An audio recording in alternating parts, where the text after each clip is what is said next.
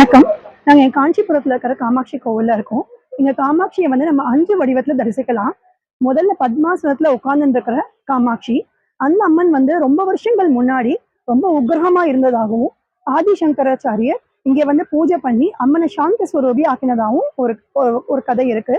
அங்க அந்த அத ஸ்ரீ சக்கரத்த பிரதிஷ்டை பண்ணின உடனே அம்மன் சாந்த ஸ்வரூபிணி ஆனதாகவும் இருக்கு. ஸோ அந்த அம்மனை முதல்ல இங்க வந்து தரிசிக்கிறோம். அதுக்கப்புறமா அம்மனுக்கு லெஃப்ட் சைட்லயே அரூப லக்ஷ்மி இல்ல அரூப காமாட்சி அப்படின்ற பேர்ல அங்க வந்து அம்மன் இருக்கா. இங்கேருந்து குங்குமத்தை கொடுத்த உடனே முதல்ல அந்த அரூப லட்சுமி கிட்ட போய் போட்டுட்டு அதுக்கப்புறமா நம்ம பிரசாதமா எடுத்து எடுத்துக்கிறோம். ஸோ அரூப காமாட்சியா இருக்கா. அதுக்கப்புறம் அம்மனுக்கு ரைட் சைட்ல வந்து தபஸ் காமாட்சி அப்படின்ற வடிவத்துல அம்மன் இருக்கா. அங்கேயும் அம்மனை தரிசிக்கலாம். அதுக்கப்புறம் வெளியில வந்துட்டு இங்க வந்து ஸ்வர்ண காமாட்சின்னு ரொம்ப பல வருஷங்கள் முன்னாடி இருந்திருக்கா. அப்போ காமாட்சி தாசர் அப்படின்றவரு காமாட்சியை பூஜை பண்ணிட்டு இருக்கும் போது அவர் கனவுல அம்மன் வந்து இங்கேருந்து அம்மன் எடுத்துன்னு போய் அங்க தஞ்சாவூர்ல வைக்க சொல்லி வந்தது.